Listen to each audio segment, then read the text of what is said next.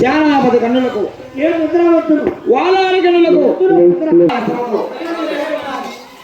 కానీ ఇంకా కనలేదు చూడు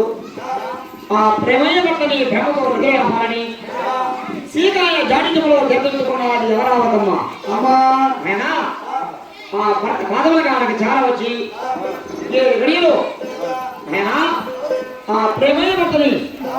సీతాయ జాడిజములో ఈ మరణ గడిజల నుంచే వచ్చి పాదముల తల్లి వద్ద ఆవింది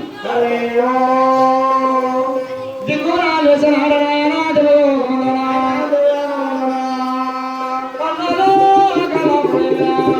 కమిటీ